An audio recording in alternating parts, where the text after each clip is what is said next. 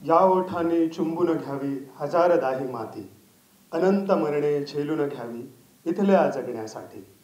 इथल्या पिंपळ पानावरुनी अवघे विश्व तरावे, या जन्मावर या जगण्यावर शतदा प्रेम करावं.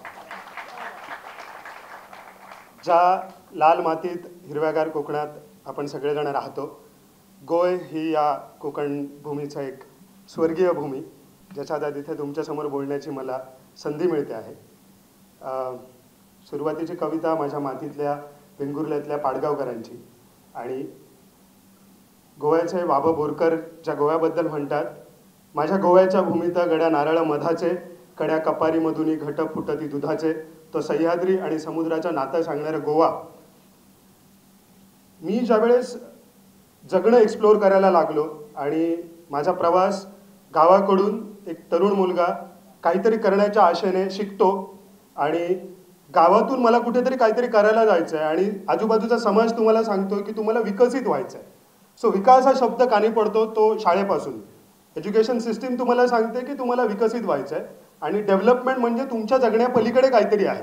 तर हा जेव्हा तुमच्या मनामध्ये ज्यावेळेस एक विचार येतो की मला डेव्हलप व्हायचं आहे आणि डेव्हलपमेंटचा भाग व्हायचा आहे, आणि म्हणून आपण गावाकडून काहीतरी बनण्याच्या ह्याने इंजिनिअरिंगच्या शिक्षणासाठी किंवा डॉक्टरीसाठी गावाकडून बाहेर पडतो. तसा मी सह्याद्रीच्या खोऱ्यात एका गावात राहणारा मुलगा हा शिक्षणासाठी बाहेर गेलो. 4 वर्ष इंजिनिअरिंग केलं, आणि त्या दरम्यान मी आजूबाजूचं जग बघितलं.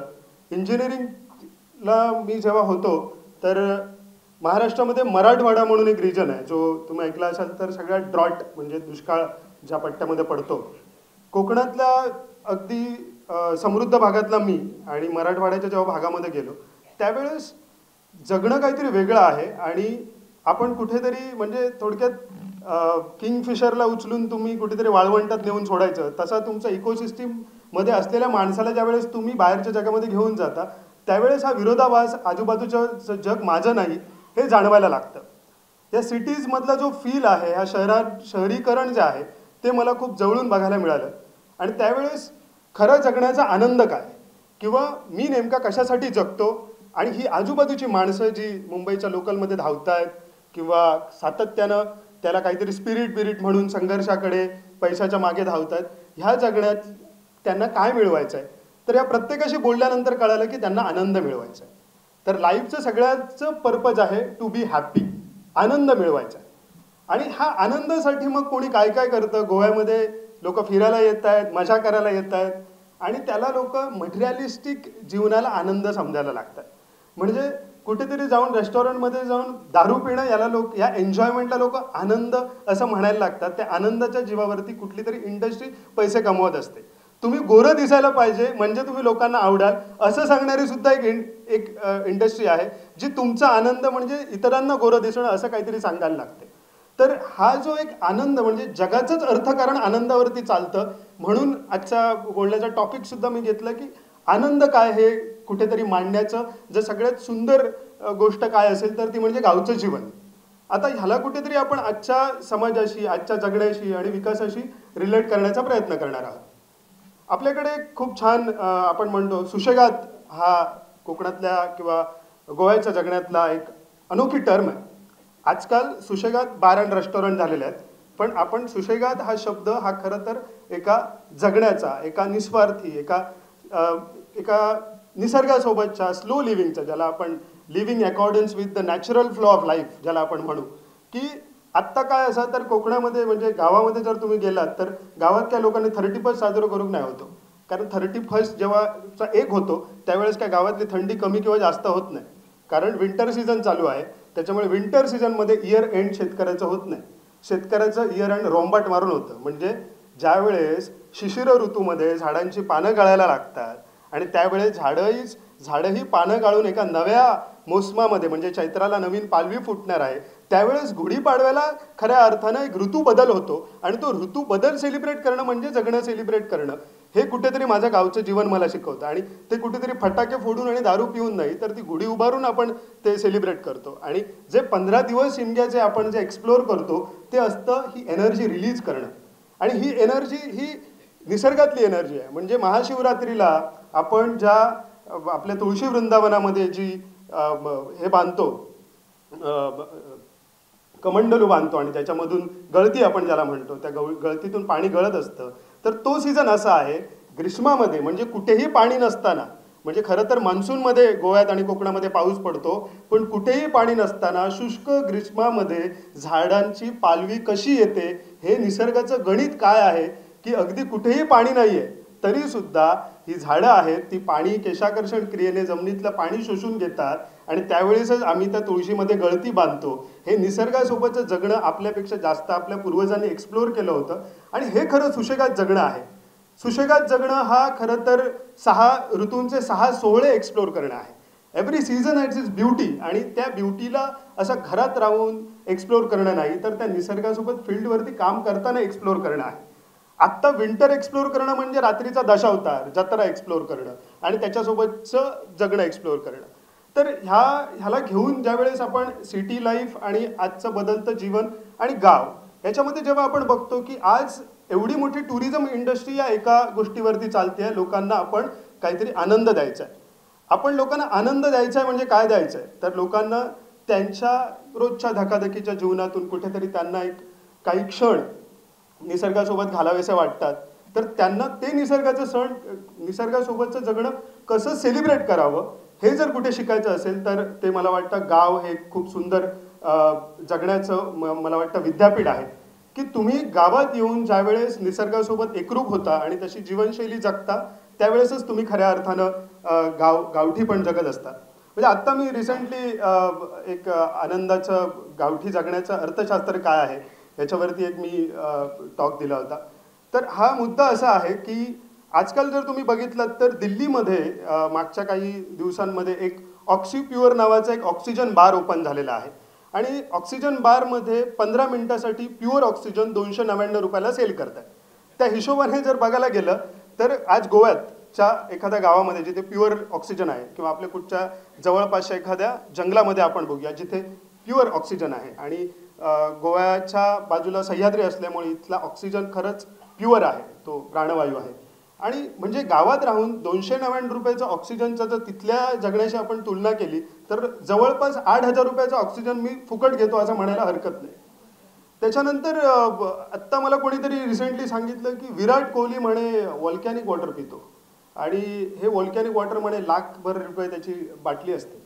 मग मी म्हटलं आमच्या म्हादईचा उगम होता किंवा आमच्या तेरेखोल तिराळीचा उगम होता तिकडे जे वेस्टर्न घाट्समधून जे पेरेनियस स्ट्रीम्स येतात ते आम्ही फक्त पित नाही तर त्याच्यावरती आम्ही वांगणी भात शेती सुद्धा करतो, त्याच्यावरती आम्ही सोरटी आणि खारो मुणगं लावतो, तो आम्ही खातो.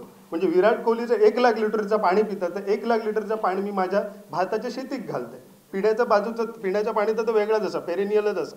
तर ह्या छोट्या छोट्या गोष्टींना ज्यावेळेस जगामध्ये आत्ता आमचंच जगणं आम्हाला विकायला लागलेलं आहे. पूर्वी असं चाललं होतं की गावाकडून शहराकडे चला आणि शहरामध्ये काहीतरी वेगळी छान दुनिया आहे आणि तिकडे काहीतरी एक्सप्लोअर करायचं असतं, तिकडे संघर्ष असतो आणि करिअर म्हणजे गाव सोडणं म्हणजेच करिअर असतं. आधी पहिलं हे डोक्यात घातलं जातं. आणि ज्यावेळेस आत्ता हे बघायला लागलो की लोकांना शहरातल्या लोकांना कुठेतरी आता मिनिमॅलिझम नावाचे कन्सेप्ट आले. म्हणजे काय, आजी जगा होती ती मिनिमॅलिझम म्हणजे काटकसरीत जगणं. आजी काय म्हणायची 7 वाजले काय तर लाईट पंखो बिंको बंद करा आणि निजान द्या. ह्याच्यामध्ये इकॉलॉजिकल इंटेलिजन्स आहे, समजण्याची गोष्ट आहे की आजकाल लोकांना असं वाटतं की ई बाईक वापरणं म्हणजे पर्यावरण मी राखतो काहीतरी असं लोकांना वाटतं. पण ते ई बाईकसाठी जी इलेक्ट्रिसिटी तुम्ही चार्जिंग करायला वापरताय त्याच्यासाठी काय होतं आहे, ती थर्मल इलेक्ट्रिसिटी तुमच्याकडे येते. 90% electrical power generation in India is thermal coal power generation. त्याच्यासाठी हसदेवमध्ये जंगल तुटतं आहे.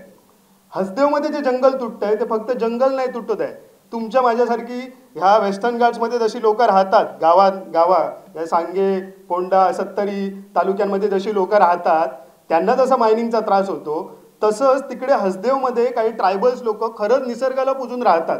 त्या लोकांना तिकडून हाकलून दिलं जातं आणि त्यांचे हॅबिटेट सगळे तिथले प्राणी वगैरे सगळे त्यांना वाईल्ड लाईफला तिकडून काढून त्या ठिकाणी खाणी तयार केल्या जातात आणि त्या खाणीतला कोळसा काढल्यानंतर काय लगेच इलेक्ट्रिसिटी तयार होत नाही. त्याच्यासाठी चंद्रपूरला मोठे थर्मल पॉवर स्टेशन्स आहेत. त्या थर्मल पॉवर स्टेशन्समध्ये कार्बन इमिशन होतं सगळ्यात आधी. म्हणजे तो जो कोल आहे तो कोल जाळला जातो आणि त्या वाफेवरती आपल्याला जी टर्बाईन्स फिरतात त्या वाफेचं रूपांतर म्हणजे आपण ज्याला एनर्जी लॉस म्हणतो तो इतका आहे की जर तुम्ही कोलपासून जर एनर्जी ज्यावेळेस तुमच्या घरापर्यंत इलेक्ट्रिसिटी येते, आज जी थर्मल इलेक्ट्रिसिटी येते त्याची इफिशियन्सी कुठेतरी 0.% असते. म्हणजे आपण जी घरामध्ये इलेक्ट्रिसिटी वापरतो ते इतकी सोपं नाही. मग आमच्या आजी म्हणजे गिझरवरती पाणी तापवणं हे आपल्याला हल्ली जास्त म्हणजे कुठे दूर येताना दिसत नाही. पण आजी खूप हुशार होती, जी 4 लाकडं चुलीत घाली होती. तर हे जे जगण्यातलं इकॉलॉजिकल इंटेलिजन्स आहे, पर्यावरणीय बुद्धिमत्ता ज्याला आपण म्हणतो, ती गावच्या जगण्यामध्ये आहे. आणि ही इकॉलॉजिकली इंटेलिजंट असलेली माणसं म्हणजे ह्याला का वेगळ्या पद्धतीने मी का मांडतोय, कारण आजकाल ना नेचर वाचवा आणि निसर्ग वाचवाचं खूप मोठं जागतिक फॅड येत चाललंय. जागतिक फॅडच म्हणतो मी याला. कारण 4 प्लास्टिकच्या गोष्टी उचलल्या आणि कुठेतरी नेऊन झाडं लावली म्हणून काही वेस्टर्न घाटमध्ये तुटलेली झाडं पुन्हा येत नाहीत किंवा हॉर्नबिल परत त्या झाडावरती येऊन बसत नाही. मुळात जगभरामध्ये एक्झिस्टिंग ज्या लोकल कम्युनिटीज आहेत, जगभरामध्ये जे नॅचरल हॅबिटेट आहे, तिथली लोकांना फार आधीपासून कसं जगावं याचं गणित माहिती आहे. म्हणजे आज इतकी वर्ष या गोव्यामध्ये, या सह्याद्रीच्या खोऱ्यामध्ये लोक राहतात, पण कधी जंगलं तुटली नव्हती. जंगलं तुटली तेव्हा जेव्हा आपली जीवनशैली बदललेली आहे. मुळात आधी इतकी वर्ष लोक हे जे पाणी वापरत होती ते धरणाचं पाणी लोक वापरत नव्हते. धरणाचं पाणी तेव्हा आलं ज्यावेळेस मोठमोठ्या सिटीज आल्या त्यांना पुरवण्यासाठी. लोक आजही, गावातली लोक ही झऱ्यांच्या पाण्यावरती शेती करतात. आजही जर तुम्ही बघितलात अगदी म्हणजे नेत्रावळीसारख्या भागामध्ये किंवा आमच्या इकडे दोडामारीसारख्या भागामध्ये जर सह्याद्रीत गेलात तर झऱ्याच्या पाण्यावरती तळी असतात. त्या तळीतून पाट काढले जातात आणि ग्रॅव्हिटीमधून हे सगळं पाणी बागेला पुरवलं जातं. आणि हे पाणी ज्यावेळेस ग्रॅव्हिटीचं पाणी बागेला पुरवून झाल्याच्या नंतर परत ते वांगणात सोडलं जातं. त्याच्यावरती वांगणी शेती होते. वांगणी शेती झाल्याच्या नंतर परत हे पाणी नदीला तिचं परत दिलं जातं. म्हणजे नेचर सायकलला डिस्टर्ब न करता, म्हणजे हे जे काही आहे म्हणजे ह्या एका सिंपल उदाहरणावरून कळतं की म्हादईचं पाणी का वळवू नये.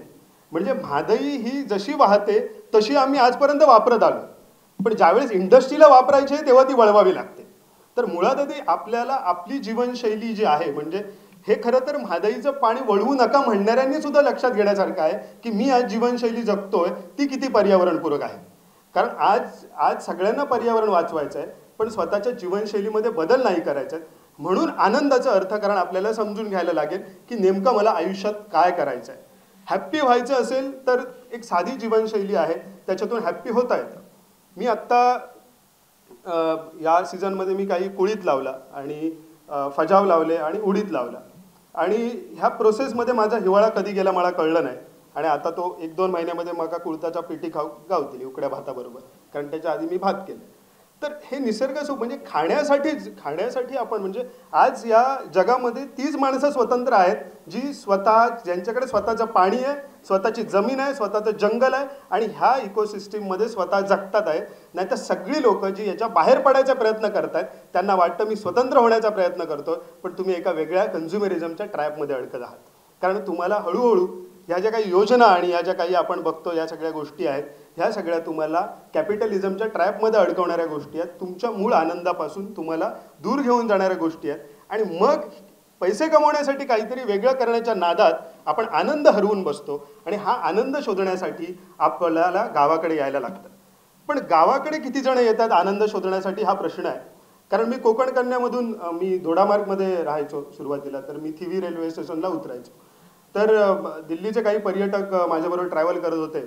तर मला म्हणाले आप किधर जा रहे हो. मी म्हटलं मैं गोवा में जा रहा हूँ, थिवी में उतरूंगा. तर ते म्हणाले आप भी चिल करने जा रहे हो क्या. मी म्हटलं नाही बाबा, माझं गाव आहे गोवामध्ये. तो बोलतो गोवा में भी गाव रहता है. म्हणजे त्याच्यासाठी आश्चर्याची गोष्ट होती की गोवामध्ये गाव रहता है क्या. कारण ज्या पद्धतीने आपण ह्या गोष्टी लोकांसमोर आणलेल्या आहेत, ज्या पद्धतीने ह्या इंडस्ट्रीयल टुरिझमच्या लॉबीने या गोष्टी सगळ्या प्रमोट केलेल्या आहेत, त्यात आपली आयडेंटिटी कुठेच नाही. गोव्यामध्ये रापणकार असतो, खाजणेमध्ये भात शेती होते गोव्यामध्ये, किंवा गोव्यामध्येही मंदिरं आहेत, गोव्यामध्येही देवराया आहेत, किंवा गोव्यामध्येही कुणबी, गावडा, धनगर समाजाचे लोक आहेत जी ह्या इकोसिस्टीमचा हजारो वर्षांपासून पार्ट आहेत. तर ह्या गोष्टी कुठेतरी आपल्या संस्कृतीतून पुढे यायला पाहिजेत, ज्या लोकांनी अनुभवायला पाहिजे आणि ते आनंद आपण कसा लोकांना देऊ शकतो. मी कुठल्याही विकासाच्या विरोधात नाही. बऱ्याचदा असं होतं की पर्यावरणवाद म्हणजे विकास विरोधी वाद असं होतं, पण पर्यावरण हा निकोप विकासाचा पाया आहे. म्हणजे आज जर आपण ही इकोसिस्टीम जगलो ना तर ते 299 रुपयाला ऑक्सिजन हैसर विकूया आम्ही मडगावात. म्हणजे सांगण्याची गोष्ट ही की इकोसिस्टीम, पर्यावरणातले रिसोर्सेस पुढे लॉंग टर्ममध्ये जर आपण राखून ठेवले तर भविष्यात त्याला जी किंमत येईल ना, ती किंमत आपल्याला आज कळत नाही आहे, पण त्या किंमतीला ती किंमत आपण आज जपून ठेवायला पाहिजे. आज जे पाणी जे आपल्याकडे आहे, जे जंगल आपल्याकडे आहे, जी खाजणं आपल्याकडे आहे, आज असे भाग आहेत मराठवाड्यासारखे जिकडे लोकांना पाणी नाही. कोणीतरी धरणाचं पाणी अडवलंय, ते उसाला वापरत आहे आणि ते पुढे खाण्याची पिकं घेण्याएवढं सुद्धा लोकांना पाणी नाही. पण आपल्याकडे पाणी असताना सुद्धा लोक शेती करत नाहीत किंवा भात लावत नाहीत, अशी परिस्थिती निर्माण झालेली आहे. तर ह्या सगळ्याचा जेव्हा आपण विचार करतो की नेमका ह्यातून आपल्याला काय साध्य करायचं आहे, आनंद मिळवण्यासाठी आपल्याला जगायचं आहे, पण त्याचं अर्थकारण जेव्हा आपण मांडत असतो, म्हणजे आम्ही एक पर्यटन प्रकल्प चालू केला. काय ना की आम्ही पर्यटन का चालू केलं ह्याचं एक सोपं हे सांगतो. आम्ही खूप गोव्याच्या जवळ राहतो आणि आत्ता तिकडे मोपा इंटरनॅशनल एअरपोर्ट जे झालं आहे ते दोडामार्ग, सावंतवाडी आणि ह्या भागाला सगळ्यात जवळ आहे. आम्हाला जरी नको असेल ना तरी पर्यटन येणार आहे. दिस अनअवॉइडेबल आहे. तर कोणीतरी जमीन घेणार आहे, तिकडे इन्फिनिटी पूल होणार आहे, रिसॉर्टमध्ये येणार आहेत कोणीतरी सेलिब्रिटीज आणि 50,000 रुपयाला तो आमच्याच इथलं एक कॉटेज विकणार आहे. बरोबर, हे तर होणारच आहे. तर हे झाल्यामुळे फार मोठे आमच्या जीवनशैलीवरती, आमच्या निसर्गावरती खूप मोठे इम्पॅक्ट होणार आहे. मग आमचं म्हणून आम्हाला काहीतरी लोकांना द्यायला पाहिजे. हे नको तर काय, हे लोकांना देण्याची गरज आहे. मग आम्ही काय द्यायला पाहिजे जे आम्हाला परवडतं आणि जे आमचं जगणं आहे. कारण पर्यटन खूप वर्ष राहील काय, तर त्याचं उत्तर नाही आहे. हे लडाखमध्ये जे पर्यटन चाललं आहे किंवा नॉर्थ ईस्टमध्ये जे पर्यटनाचे अनुभव आहेत किंवा की नॉर्थ गोव्याच्या काही बीचेसवरती जे पर्यटन चाललं आहे, हे लॉंग टर्म नाही आहे. म्हणजे हे काही वर्षांनी लोक तिथे जाणार नाहीत किंवा काही वर्षांनी लोक इतकी डिपेंडेबल बनतील की पर्यटक न आल्यामुळे तो स्वतःचं जेवू पण शकत नाही. तर ही परिस्थिती येऊ नये याच्यासाठी आपण आपल्या जगण्याचं पण पर्यटन करू शकतो आणि आपल्या जगण्यातल्या आनंदाचं एक गणित लोकांसमोर मांडू शकतो. तर त्याच्यासाठी आम्ही काय केलं, तर एक गावातलं एक जुनं घर होतं, ते मातीचं घर. आता लोकांना आत्ता नवीन पर्यटकांना आवड असते की मातीच्या घरांमध्ये राहायचं आहे किंवा हेरिटेज हाऊसमध्ये राहायचं आहे. आता काय आहे की काही गोष्टींना तुम्हाला विकण्यासाठी लेबल लावायला लागतात. आता इंग्रजी लेबल लावायला लागतात. लोकांना मराठीत मांगर म्हटलं तर कळलं नाही, त्यांना सांगायला लागतं की हे मड हाऊस आहे आणि इको वगैरे असे शब्द वापरायला लागतात आणि हे वापरायला हवेत, कारण विकायचं आहे ना आपल्याला आणि ते लोकांच्या भाषेत विकायचं आहे. कारण इंडियन लोकांना वेस्टर्न गोष्टींचं अट्रॅक्शन असतं, त्यामुळे वेस्टर्न पद्धतीने लोकांना सांगायचं लागतं. साधा गावठी जगणं म्हणून लोकांना कळत नाही. इकॉलॉजिकल, क्लायमेट फ्रेंडली लिव्हिंग म्हणून सांगितलं की लोकांच्या ते गळी उतरतं. तर त्याच्यामुळे ह्या गोष्टी तशा मांडाव्या लागतात आणि आम्ही मांडायला सुरुवात केली. मागच्या 2-4 वर्षांमध्ये बऱ्यापैकी लोक येतात आणि आम्ही काय केलं की आम्ही कुठलीही सर्व्हिस देत नाही. तुम्ही आमच्याकडे इलात, ते पाहुणे आहेत आणि तुमच्यामुळे आमची कामं अडता कामा नाही, तर तुम्ही व्हॉलेंटिअरिंग करायचं आमच्याबरोबर. कारण आम्ही जे करतो ते तुमका खयच करू गावात. स्कुबा डायव्हिंग तुम्ही अंदमानमध्ये पण जाऊन करशात, पण रापण तुका खय्ये ओढूक गावाची नाही जगात. ह्या ज्या आपल्या ट्रॅडिशनल लाईफस्टाईलमधल्या गोष्टी आहेत, म्हणजे भिरंडाची सोला कशी करतात, त्याचं आगळ कसं काढतात आणि त्याचा मोटियाल किंवा भिरंड्याल कसा करतात, ह्या तुका अंदमानमध्ये बघू गावाचा ना, तर कोकणातल्या घरात बघू गावात. सो अशा आमच्या बारीक सारीक लाईफस्टाईलमधल्या ज्या गोष्टी आहेत त्या गोष्टींचे आम्ही प्रोडक्ट्स बनवायला चालू केली लाईफस्टाईलमधल्या. म्हणजे त्याला पॅकेज प्रोडक्ट नवीन मुंबईत विकलं नाही, ते तिथेच विकायचं, त्यासाठी ती लाईफस्टाईल जगायची. तर ते शेतकऱ्यावरती एक बंधन राहिलं की आधी मला हे असं जगायला लागेल तरच मी एक मॉडेल बनेल. म्हणजे काहीतरी म्युझियम करायचं नाही, स्वतः लाईव्ह म्युझियम असायला पाहिजे. माणसाचं जगणं एक म्हणजे आजकाल काय झालंय ना की अख्खं सगळं संपलं तरी चालेल, पण पुण्याजवळ एक मस्त म्युझियम बनवायचं मिनी गोवा म्हणून आणि तिथे लोकांना फिरवायचं, तिथे दाखवायचं हा असा माडावरती कोणतरी चढायचा, त्याला पाडेकार म्हणतात, किंवा इकडे काहीतरी भात शेती करायची वांगणात. हे असं नाही आहे. देर आर विलेजेस, अजूनही संपलेलं नाही आहे. आपल्याला शहरात राहून वाटतं संपलंय, पण जाऊन 10 किलोमीटर मागे गेलं तर आहेत, अजून आहेत, जगतात आहेत लोक. ही जी जगणारी लोक आहेत त्यांना आपण थोडी म्हणतो काळबीळ बदलला. काळ बदलला असं तर आता हिवाळ्यात थंडी पडली नसती. काळ क्लायमेट चेंज नंतर बदलणार आहे, तो इतक्या लवकर बदललेला नाही आहे. आपल्याला उगाच सांगितलं जातं 2000 पर्यंत, म्हणजे मागच्या 20 वर्षांमध्ये माणसाची जीवनशैली झपाट्याने बदलली. ह्याला काळ बदलणं म्हणत नाही, काळाशी सुसंगत लाईफस्टाईल आपण जगत होतो. 2000 पर्यंत म्हणजे मागच्या 20 वर्षामध्ये मला वाटतं 50% वरती वांगणी शेती आणि आपली ट्रॅडिशनल फार्मिंग आणि फिशिंग 50% संपलेली आहे. त्यामुळे काळ बदलला वगैरे ह्या गोष्टी आपल्या मनामध्ये घातल्या जातात आणि आपल्याला आपलं अटेन्शन जे आहे ते मटेरियलिस्टिक गोष्टींवरती करण्यासाठी तुम्ही काळाप्रमाणे वागत नाही असं सांगितलं जातं, म्हणून तुम्ही मागास आहात. पण पुन्हा एकदा अमेरिकेतला माणूस येऊन म्हणतो की मला ते मातीच्या घरात येऊन राहायचंय, मग काळ कोण बदलतंय? काळ बदललेलाच नाही ना. कारण काळाप्रमाणे जगणारी लाईफस्टाईल आपल्याकडे आहे हे आपलं सुख आहे. कारण जी माणसं म्हणजे काळाप्रमाणे बदलणारी म्हणजे काय तर माणसाच्या विकासाचा वेग हा झाडांच्या विकासा इतका असायला पाहिजे. म्हणजे जसं कारण काय ना आपण सीझनप्रमाणे जगतो ना तर सीझनप्रमाणे म्हणजे वांगणी शेतीत आत्ता घातलेला माझं कुळीत मी पावसाळ्यात खाणार लगेच आत्ता खाणार नाही आहे. तर असं आपण स्टेप बाय स्टेप जगत असतो. पण जर मी अशी शेतीच केली नाही आणि मी फक्त सगळ्या गोष्टी ओरबाडायचा प्रयत्न केला तर एक पॉईंट असा येईल की ह्यातलं मला काहीच खायला मिळणार नाही. मला वडापाव खायला लागेल अल्टिमेटली जो आता मुंबईचा फेवरेट फूड बनले म्हणजे which is not the ecological food. म्हणजे रिफाईंड ऑइलमधला वडापाव हा मुंबईचा वडापाव म्हणून फेमस होतो. हा करता आगरी कोळी बांधवांचा खूप मोठा अपमान आहे कारण ते गोलमो आणि भाकरी खायत.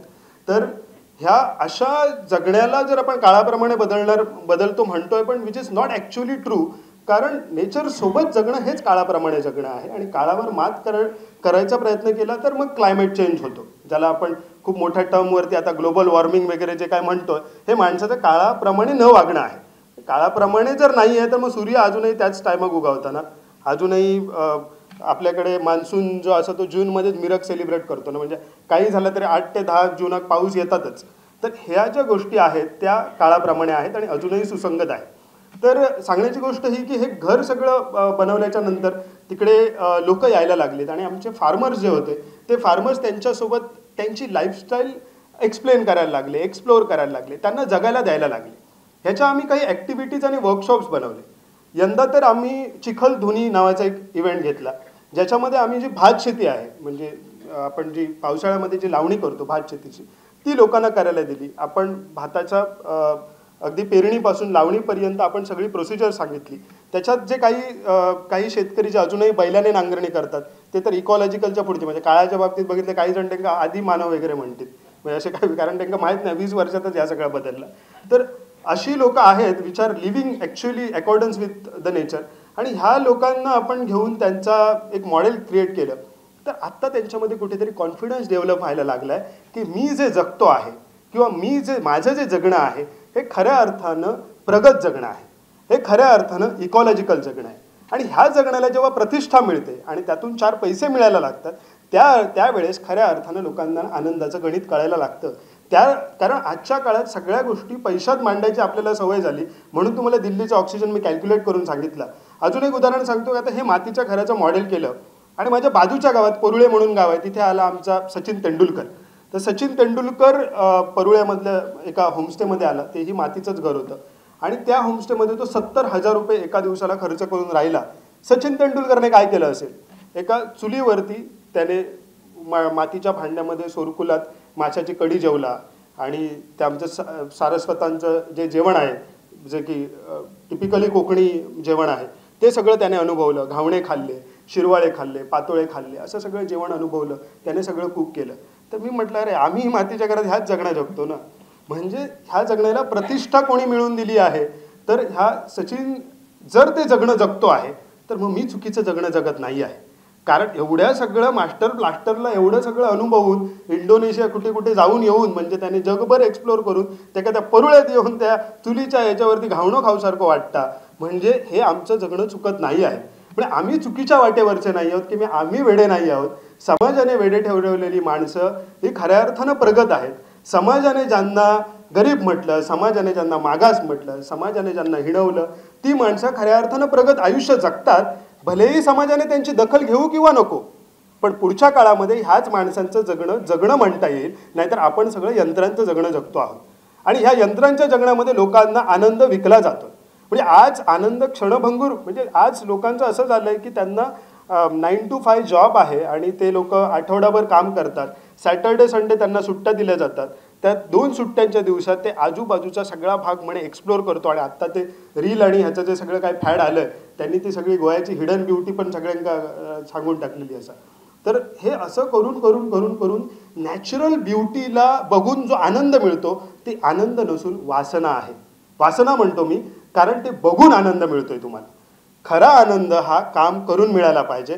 खरा आनंद हा जगून मिळाला पाहिजे आणि तो जेव्हा मिळतो तेव्हा त्याला नैसर्गिक आनंद म्हणतात. म्हणजे तुम्ही भात शेती करून आणल्याच्या नंतर घरात ती मुडी बिडी बांधल्याच्या नंतर ती मुडी फोडतालात आणि त्याच्यातनं जरासं तो भात काढतालात आणि त्याच्यानंतर तो व्हायनात कुटतालात त्याच्यात तांदूळ करतालात ते पेजेक घालतालात आणि नंतर ते त्या केळीच्या पानात घेऊन खातालात तो आनंद. कारण ती आनंदाच्या प्रोसेस तुम्ही जगितलेली आहे, तो जो निसर्गासोबतचं जगणं आहे ते तुम्ही अनुभवलेलं आहे. तर हे कुठेतरी लोकांना आज एक्सप्लोर करण्याची गरज आहे, स्वतः जगण्याची गरज आहे, कारण हे जगणं फार एक्सक्लुझिव्ह आहे. आणि यातला आनंदाचा जो भाग आहे तो लोक आजकाल विकतात आहेत, तर तो आपल्यालाही विकता यायला पाहिजे असं मी म्हणेन. कारण विकणं हे चालूच राहणार आहे, कारण माणसाचा जन्म आता हा असाच राहणार आहे, म्हणजे याला काही बदलता येणार नाही आहे, कारण माणूस फार डिपेंडंट होत चालला आहे मार्केटवरती. पण आजकाल आपल्या ह्या गावांमध्ये काही माणसं आहेत ज्यांचं गावठी जगणं प्रमोट करणं हा यापुढे माझा कामाचा भाग असणार आहे. तर त्याच्याविषयी थोडंसं सांगतो की गावामध्ये काय झालं आहे की फार कमी लोकं राहिलेली आहेत जी खऱ्या अर्थानं गावठी जीवन जगतात. मी ज्यावेळेस शहरांमध्ये जातो तिथे मॉल्समध्ये, सुपर मार्केट्समध्ये वेगवेगळे प्रोडक्ट्स ठेवलेले असतात. त्याला ते ऑर्गॅनिक किंवा नॅचरल असं काय काय म्हणतात. तर आता त्याच्यामध्ये एक नवीन प्रकार आलेला आहे की विगन म्हणून एक प्रकार आलेला आहे, त्याच्यानंतर व्हेजिटेरियन म्हणून एक प्रकार आलेला आहे, आणि असे बरेच काय काय प्रकार आलेले आहेत. आणि हे सगळं इंडस्ट्रियल प्रोडक्शनमधून येतं. म्हणजे तुम्ही जी मिरची खातात नाही ती तुमच्यासाठी तयार होत नाही, तुमच्यासारख्या करोड लोकांसाठी तयार झालेली आहे, आणि ती अक्षरशः खतं मारून फर्टिलायझर्स मारून तयार झालेली. ऑर्गॅनिक एक त्याच्या पुढचं जरासं म्हणजे ऑर्गॅनिक ऑल्सो फेक, पण तरी त्याच्यात तुम्हाला सांगतो की आपल्या गावठी जे असतात दॅट इज इकॉलॉजिकल, जे मी पुढे तुम्हाला एक्सप्लेन करेन. नॅचरल म्हणून सांगतात. कोल्हापूरचा ऊस आणून इथे लावला, मडगावमध्ये लावला, आणि त्याला पाणी दिलं, खत नाही वापरला, तरी तो नॅचरलच, बरोबर ना, कारण तो नॅचरली उगवला. पण तो इकॉलॉजिकल नाही, कारण मडगावमध्ये कधीच हजारो वर्षात ऊस कोणी पिकवला नव्हता, किंवा काही भागात पिकवला असेल, पण तो इकॉलॉजीचा पॅटर्न नाही आहे. जे इथल्या इकॉलॉजी म्हणजे कोकम नेऊन कोल्हापुरात लावलं किंवा बेळगावमध्ये लावलं तर ते इकॉलॉजिकल नाही आहे. इकॉलॉजिकल म्हणजे तिथल्या इकॉलॉजीशी सुसंगत असलेलं प्रोडक्ट. तर म्हणूनच गावठी जगणं हे फक्त नॅचरल किंवा ऑर्गॅनिक नाही आहे, तर त्याच्या एक स्टेप पुढे जाऊन ते इकॉलॉजिकल आहे. आता इकॉलॉजिकल वगैरे हे शब्द का वापरतोय तर थोडासा कॉन्टेक्स्ट असा देतोय की जगभरामध्ये जंगल संपत चाललेलं आहे. जगभरामध्ये लोक, कारण इंडस्ट्रियलायझेशन वाढतंय, आपण जे काही वस्तू वापरतोय त्या सगळ्या इंडस्ट्रियल प्रोडक्ट्स आहेत. जसं मी कोळशाचं उदाहरण दिलं आहे तसं पाण्याच्याही बाबतीत आहे. मोठ्या प्रमाणावरती आपण आपला पाण्याचा वापर वाढलेला आहे, किंवा मातीसुद्धा पोल्यूट होत आहे. कारण आपण बघतोय की जे अन्न पिकवलं जातं आहे त्याच्यासाठी पंजाबमध्ये जो गहू पिकवला जातो, तांदूळ पिकवला जातो, त्याच्यासाठी मोठ्या प्रमाणावरती खतं वापरली जातात. त्याच्यामुळे जमिनीची सुपीकतासुद्धा हळूहळू जाणार आहे. पण गावामध्ये मात्र लोकांनी हजारो वर्षे शेती करून त्यांचं जंगल राखलं, त्यांचं पाणी राखलं, प्लस त्यांची माती त्यांनी तशीच ठेवलेली आहे जी काही न करता पुढे उत्पन्न देणार आहे. म्हणजे सुफला न वापरता किंवा युरिया न वापरता सुद्धा, म्हणजे तुम्ही अल्टिमेटली फार्मरचं फ्रीडम तेव्हा जपलं जाईल ज्यावेळेस तुम्हाला या कुठल्याही कॅपिटलिझमच्या जाळ्यात तुम्ही नसाल. आणि हे कुठेतरी जाळ्यात अडकवणं जे आहे, म्हणजे अजूनही फिनोलेक्सचे पाईप न वापरता सुद्धा जर तुम्ही भरल वापरून भेडले माडाचे जर माडांका पाणी घालत असतात तर तुम्ही एक स्टेप पुढे आहात, जगाच्या मागे नाही आहेत. कारण फिनोलेक्सच्या पाईपची किंमत वाढल्याच्या नंतर शेती करू फक्त तुकाच परवडताला, त्याका नाही परवडायचा. तर हे जे आहे, हे जे एक स्टेप पुढे असणं आहे त्याला आपल्याला प्रमोट करण्याची गरज आहे, आणि त्याच्यातली आनंद, त्याच्यातला हॅप्पीनेस लोकांसमोर मांडण्याची गरज आहे. आणि त्याच्यासोबतच त्याला जर आर्थिक स्वरूपाची जर जोड दिली, कारण टुरिझम वाढतंय, पर्यटन वाढतंय, गोव्यात वाढतंय, कोकणात वाढतंय, जगभरामध्ये वाढतंय, पण त्याचे स्टेक होल्डर्स जोपर्यंत गावातली लोक होत नाहीत, शेतकरी होत नाही, ही लोक होत नाहीत, तोपर्यंत त्याचा काही उपयोग राहत नाही. तर टुरिझम वाढतं, आणि जर दिल्ली हरियाणाची लॉबी येऊन जर ते पर्यटन करत असेल गोव्यात, तर त्यातून गोव्याचा विकास होत नाही आहे, दिल्लीचा विकास होतो. तर ह्या ज्या गोष्टी आहेत त्या समजून घेणं गरजेचं आहे की आपल्याला जो विकास दिसतो, आपल्याला ज्या गोष्टी दिसतात त्याच्यामधला आपल्या लोकल माणसाला, आपल्या जगण्याला कितपत तिथे न्याय दिला जातो. ह्या आनंदाच्या अर्थकारणाच्या बाबतीत अजून थोडंसं बोलेन, नंतर आपण काही क्वेश्चन्स असतील तर घेऊयात, कारण बराच वेळ मी फक्त बोलतोय आणि इतकं बोलण्याची मला सवय नाही. मध्ये मध्ये मालवणी कोकणीत सुद्धा बोला ना, म्हणजे तुमका वाटत नाही तर पुण्यावरसून येते म्हणा. तर हे ज्या गोष्टी आहेत आनंदाच्या, त्याला जोडून अजून एक टर्म येते, बायोडायव्हर्सिटी. आता जर आपण गोव्याचा विचार केला तर गोव्याला एक युनिक लँडस्केप आहे. एकीकडे सह्याद्री, वेस्टर्न घाट्स, आणि एकीकडे समुद्र, आणि ह्याला जोडणाऱ्या खूप सुंदर सुंदर नद्या आहेत. तेरेखोल आहे, म्हादई आहे, जुवारी आहे. आणि ह्या नद्या समुद्राला मिळत असताना त्याची खाड्या आहेत, त्याच्यामध्ये आजूबाजूला वेटलँड्स आहेत, मँग्रोव्ज आहेत. त्या मँग्रोव्जमध्ये होणारी खाजणांची शेती आहे, मँग्रोव्जमध्ये होणारी ट्रॅडिशनल मासेमारी आहे. नद्यांच्या बाजूला जी गावं आहेत ती त्याच्या पाटावरती केली जाणारी वांगणी शेती असेल. प्रत्येक ठिकाणी आपण बायोडायव्हर्सिटी जेव्हा म्हणतो त्यावेळेस आपण माणसाला निग्लेक्ट करतो. पण गोव्यामध्ये किंवा कोकणामध्ये हा जो माणूस आहे तो माणूससुद्धा ह्या निसर्गाच्या ह्या चक्रामध्ये स्वतःला त्याने एकरूप करून घेतलेला आहे. म्हणजे खाजणात काम करणारा माणूस हा त्या तिथल्या माशापेक्षा वेगळा वाटत नाही.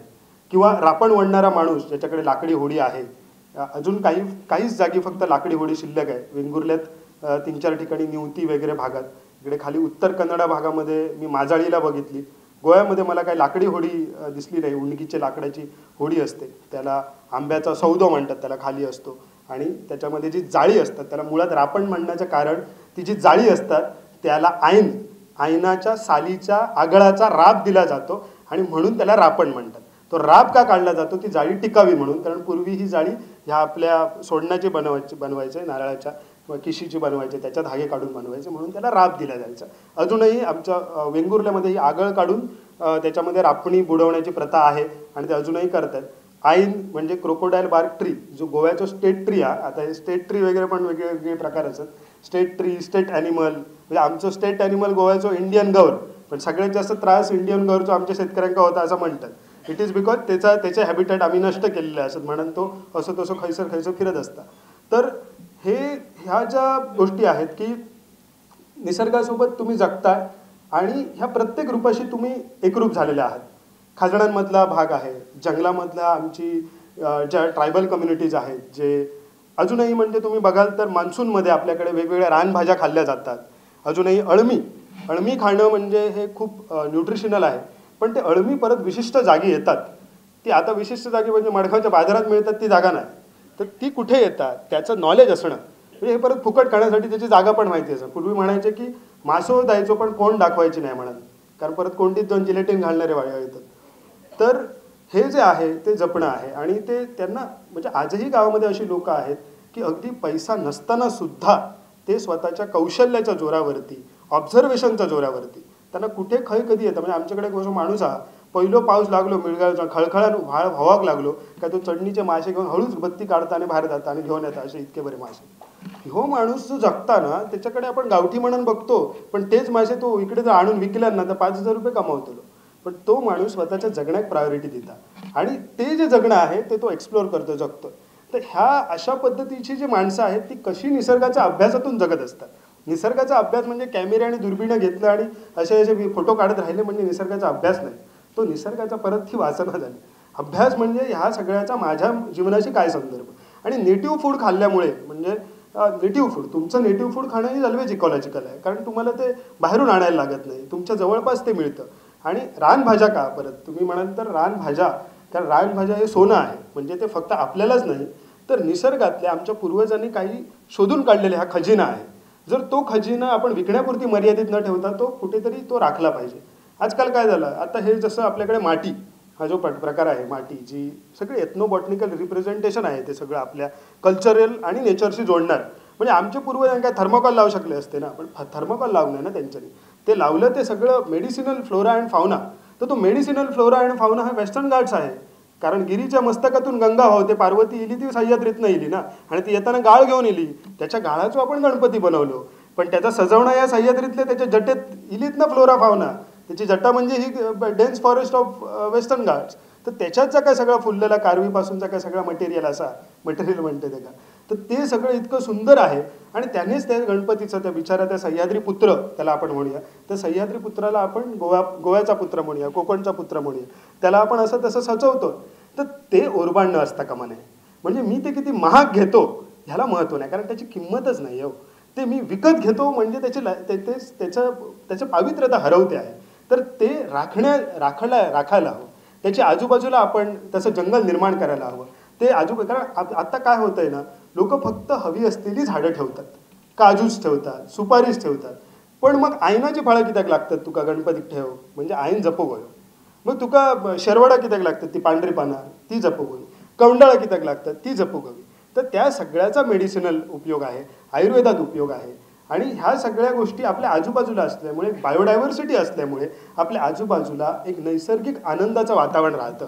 कारण तुम्ही बघाल नैसर्गिक आनंद म्हणजे काय, की आज ज्यावेळेस मी माझ्या गावामध्ये सकाळी जेव्हा उठतो त्यावेळेस आपली चुकीची समजूत आहे की गावात कोंबो आरवल्यामुळे जाग येतात. चूक. गावात पहिलं कोंबो नाही आरडणं, म्हणजे गावात म्हणजे बाकीच्या घाटावरच्या गावात आरडत असतात, पण कोकणातल्या गावामध्ये, सह्याद्रीतल्या गावामध्ये पहिली शीळ म्हणजे शिटी ऐकू येते. ते शिळं कस्तुराची एक शिटी आवाज येतं, माणसासारखी शिटी घालतो तो पक्षी, ते का मलबार व्हिस्लिंग थ्रश म्हणतात. तर तो असो ना झुडपा बिडपात लपलेला असेल, त्याची पहिली अशी एक शिट्टी येतात आणि त्या शिट्टीन जाग येतात. म्हणजे जर तुम्ही घरात तुमची मातीची असतील तर कळतं, AC BC असतात त्याला आवाज यायचा. तर त्याच्यामध्ये ती जी ब्युटी आहे. आणि नंतर थोडं वेळ झालो की मग बाकीच्या पक्ष्यांचे आवाज येतात आणि नंतर थोड्या वेळानं ऊन पडला की एक हॉर्नबिल वगैरे समोरच्या मस्त किंदळी बिंदळीवरती किंवा ह्याच्यावरती हेळ्या बिळ्यावरती येऊन हॉर्नबिल बसतो, फणसावरती येऊन. उंच झाडं लागतात, हॉर्नबिल काजीच्या झाडावर येऊन बसायचो नाही, तुम्ही गुंड मारतात त्याच्यात. तर तो वरती एका उंच झाडावरती येऊन हॉर्नबिल बसतो, त्याची पेअर असते, पेअरमध्येच येतो तो कायम, नरमादी असते. आणि तो खरो सत्यवचनी एकवचनी काय म्हणतो तो, कारण तो 6 महिने त्या ढोलीमध्ये तिला फीड करत असतो आणि त्याच्या इथे त्याला ती सीडची एक हे असते, बॅग असते, 50-60 फळं तो ठेवतो. आम्ही झाडं लावतो, ती झाडं जगतली म्हणतात.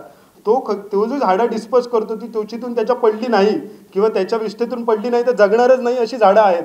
काही बिया आहेत ज्या आम्ही लावून जर्मिनेट होत नाहीत, त्या हॉर्नबिलच्या तोंडातनंच जाऊची लागतात. जेणे काम ते नो तसा आता. तर ती म्हणून त्याला सह्याद्रीचा शेतकरी म्हणतात. जंगलाचा शेतकरी तो, आम्ही काजीचे शेतकरी, जंगला संपवून लावतो. तर हे जे काही चाललंय म्हणजे जे आपल्या निसर्गाच्या सानिध्यात माणूस जे जगतो आहे त्याच्याशी एकरूप होऊन जगणं जे आहे ते गावामध्ये एक्सप्लोर करा. म्हणून म्हणालो की आनंद वाटतो का, कारण शिळकस्तुराचा तो हे पहिल्या पावसामध्ये मिरगाकडे आमच्या हवामान खात्यात सांगूची गरजच नसताना मिरगाचो पाऊस कसो आणि वळवाचो पाऊस कसो हे आम्ही ओळखतो. गार वाटलं आणि काजी भाजूक बायलेक सांगल्यान की आता काजी भाजगो असं म्हटल्यानंतर तो मिरगाचो पाऊस असता, तर तो कोंबो मार्गो म्हटल्यानंतर तो मिरगाचो पाऊस असतो. तोपर्यंत मिरगाचो पाऊस नसता, कारण वळवाचो पाऊस जरी इलो तरी ऑक्टोबर हिटसारखी गरमी चालूच असता, कारण त्यावेळेस उन्हाळो असता. ऋतू बदल जो आहे, जो गारवा आहे, जो अचानक मिरगाच्या पावसाला सुरू होतो, तो अनुभवणं म्हणजे हे सुख आहे जे आपल्या गावामध्ये आहे. आणि ते त्यालाच कळतं जो एकरूप आहे. आपण हे इंडिकेटर्स आहे. म्हणजे मी रापणवाल्या मासेमारांना इथेच विचारलं होतं गोव्याच्या एका किनाऱ्यावरती की तुम्हाला कसं कळतं हे हवामान खाता बी तर आत्ता येईल, आणि ते पण काहीतरी चुकीचंच सांगत असतं. अंदमानदा इंदमानदा येईल म्हणून 15 दिवस अंदमानदात मान्सून काय खेळता काय थंय, तर त्याच्या पुढे तो येतो मान्सून, हे तुम्हाला कसं कळतं. तर तेव्हा ते मला म्हणाले की मान्सून हे काय सांगित असले तर आम्ही होडी तेव्हाच बाहेर काढतो ज्यावेळेस आहे त्या क्षितिजावरनं की ना अशी मेंढरा धावाक लागतात. आता मेंढरा धावाक लागतात म्हणजे काय, तर हे खालचे जे वारे असतात म्हणजे दक्षिणेकडून येणारे जे वारे असतात उत्तरेकडे जाणारे, त्याच्याबरोबर गोल असे म्हणजे काळ्या ढगांचे असे गोल आकार असे धावायला सुरुवात होतात की तुमच्या नजरेला कळत नाही त्यांचा स्पीड काय आहे, पण ते धावत असतात. ते जेव्हा दिसायला लागतात असे क्षितिजावरती असे धावणारे ते ढग दिसतात, त्यावेळेस आम्ही होडी आतमध्ये घेतो म्हणजे खरं पाऊस इलो. म्हणजे ते जे जगणं आहे ते एक्सप्लोर करण्यासाठी. म्हणून सांगतो इतक्या डेप्थला हे जाऊन अनुभवणं, आणि त्याच्यासाठी तुमचे नॅचरल इन्स्टिंक्ट जे आहे ते जिवंत असायला लागतात. नॅचरल इन्स्टिंक्ट अशासाठी जिवंत असायला लागतात की तुम्ही आजही बघितलात, पूर्वी आमच्याकडे जी व्हायब्रेशन्स जी आम्ही वारी येते अंगात किंवा कुत्तं जे का आपण म्हणतो, हे व्हायब्रेशन्स हे नॅचरल इन्स्टिंक्ट आहे. पूर्वी गावामध्ये अशी माणसं होती जी देवराईतल्या एखाद्या झाडाकडे बसान किंवा जंगलात बसून तुमका रानडुकराचा आवाज किती लांब असा सांगी होती, आणि कारण तेव्हा कटरचे आवाज नाही होते. तर सांगण्याची गोष्ट ही की इतकं नेचरसोबतचं कनेक्शन आणि त्या माणसाची भावना शुद्ध होती, म्हणून त्याच्याबरोबर त्याला हे सगळे आवाज हे सगळं ऐकू येत होतं. आज आम्हाला पहिलं आवाज आहे पैशाचा आवाज ऐकू घेता. पहिलं आवाज आमका हा जो आहे की अंतरात्म्यातला जो आवाज आहे तो निसर्गामध्ये तुम्ही जितके एकरूप असाल आणि नॉन मटेरियलिस्टिक असाल. आता तुम्हाला वाटतं की नॉन मटेरियलिस्टिक म्हणजे हिमालयात जाऊन नागासाधू होणं म्हणजे संन्यास घेणं म्हणजे नॉन मटेरियलिस्टिक होणं नाही. संसारात असून सुद्धा नेचरसोबत असून सुद्धा ही माणसा निसर्गाशी कनेक्टेड होती लाईव्हलीहूडसाठी, आणि नंतर परत संध्याकाळी जाऊन ते आत्मरंजनासाठी सनबर्नला जात नाही होती. ती संध्याकाळी सप्ताक भजन करत होती किंवा संध्याकाळी जाऊन कीर्तन करत होती आणि दशावतार बघत होती किंवा आरती करत होती. ही त्यांच्या आत्मरंजनाची ही भावना निसर्गपूरकच होती. तर ह्या ज्या सगळ्या गोष्टी आहेत ह्याच्यासोबत जगणं आणि हा आनंद एक्सप्लोअर करणं हे कुठेतरी समोर यायला पाहिजे. There is a huge potential in villages या सगळ्याला घेऊन. पण ते होतंय काय की गावातल्या लोकांना पण हल्ली वाटायला लागलं की सगळं काही शहरात असतं आणि शहरातल्या लोकांना वाटतं की गावात असतं, पण ते गावात येऊन कुठे राहतात तर ते गावात येऊन रिसॉर्टमध्ये राहतात आहेत, गावात येऊन ते इन्फिनिटी पूलमध्ये आंघोळ करतात. तर ह्या सगळ्या गोष्टी ह्या कुठेतरी म्हणजे जगभरामध्ये नदीला देव मानण्याची प्रथा फक्त आपल्या भारतात आहे, पण नदीतल्या देवकुंडीला पूजण्याची प्रथा ही नॉर्थ ईस्टमध्ये आणि गोव्यात आणि कोकणातच आहे. म्हणून महादेवची पिस्त्याची कोंड आणि तिरेखोलातली माऊलीची कोंड किंवा हळदा सातेरीची कोंड, ही कोंडीमधले मासेसुद्धा लोक देवाचे मासे म्हणून राखतात. तर ही जी प्रथा आहे म्हणजे देवकोंड ज्याला म्हणतात, देवडोह, गाडगीळ अहवालामध्ये याची नोंद केली गेलेली आहे की हे देवडोह वाचले पाहिजेत, की जे मोठ्या प्रमाणावरती जंगलतोडीमुळे पेरेनियस सिम्स आटतात आहेत. तर ह्या सगळ्या गोष्टीला घेऊन एक कल्चर आहे लोकांचं. तर ते जे आहे त्याच्यामधला जो आनंदाचा भाव आहे तो समजून घ्यायला पाहिजे. आणि आजकाल आनंदाला वेगळ्या पद्धतीने वेगळ्या परिभाषेमध्ये मांडलं जातं. किंग ऑफ गुड टाइम्स म्हणून किंगफिशर बिअरची ॲडव्हर्टाईज आनंद म्हणून केला जातो. तर तो कुठेतरी न सांगता, म्हणजे असं नाही की अल्कोहोल इज बॅड, पण आपण आता मी कालच एक पोस्ट वाचली की आपल्या इंडिजिनस कल्चरमध्ये सुद्धा म्हणजे माडी किंवा भेडले माडाचा उराक, हे ह्या ज्या गोष्टी आहेत, भेडले माड जो आहे, भेडले माड म्हणजे सूरमाड म्हणतात ते का, फिशटेल पाम, त्याचीही माडी काढली जाते आणि नॉर्मल माडाचीही माडी काढली जाते. तर त्याचाही that is a fermented alcohol आणि त्या आरोग्यात चांगलं असतं. परत म्हणजे त्या प्रमोट करणे नाही मी, पण सांगते ह्या अशा गोष्टी सुद्धा आपल्या कल्चरमध्ये आहे. त्याचा अभ्यास कुठेतरी कमी पडतोय आणि त्या अभ्यासातून एक जी जीवनशैली तयार झालेली आहे त्याला आपण असं अभ्यासपूर्वक त्याने बघणं गरजेचं आहे. कारण आता जाता जाता एक गोष्ट सांगून जातो की देवराई जी गोष्ट आहे की आपल्याकडे आमच्या तिलारीमध्ये रिसर्चर आले होते आणि त्यांना एक वेगळ्या प्रकारची झाडं एका त्या पट्ट्यामध्ये दिसली सह्याद्रीत फिरताना. आणि ती झाडं होती मिरिस्टिका स्वॅम्प्स नावाची अतिशय दुर्मिळ अशी झाडं, जी फक्त जगामध्ये 2 ते 3 ठिकाणी आढळतात. त्याच्यामध्ये ॲमेझॉनचं रेन फॉरेस्ट आणि मादागास्करच्या बेटांवरती ती काही झाडं आहेत. आणि राहता राहिला वेस्टर्न घाट म्हणजे सह्याद्री, त्या सह्याद्रीमध्ये केरळमध्ये एका ठिकाणी आणि गोव्यामध्ये निरंकाराच्या राईमध्ये ती झाडं आहेत. ती झाडं आमच्या तिराळीच्या एका घनदाट जंगलामध्ये त्यांना मिळाली. त्यावेळेस त्यांनी त्या झाडांबद्दल गावकऱ्यांना विचारलं. त्यावेळेस गावकऱ्यांनी सांगितलं अजिबात ते जायचं नाही, ती आमच्या कानड्याची राय असा. म्हणजे रिसर्चांना वाटलं की आम्ही काहीतरी शोधला तर आमच्या पूर्वजांनी 1000 वर्ष आधी शोधून ठेवलेला, त्याचं नाव आम्ही देवराई दिलेला. त्याचो आमका काही आर्थिक फायदो नाही त्या झाडांचो. त्या झाडं आमच्या घरात पण चलत नाही, चुलीत चलत नाही, खेकात चलत नाही, तरीही ती झाडं राखली. कारण त्या झाडात त्या जी झाडं असत त्या झाडातनं एका झऱ्याचा उगम होता.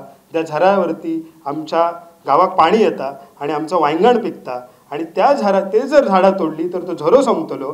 प्लस त्या इकोसिस्टीममध्ये एक राखणदार राहता. किंग कोब्राचा तो हॅबिटेट आहे. संपूर्ण सह्याद्रीमध्ये किंग कोब्राचे खूप कमी हॅबिटेट असतात. अगुंबेमध्ये असा, महादईमध्ये असा, आणि आता तो त्या तिराळीमध्ये किंग कोब्राचं हॅबिटेट मिळालं. तर तिकडे एक नागनाथाचं देवस्थान पण आहे.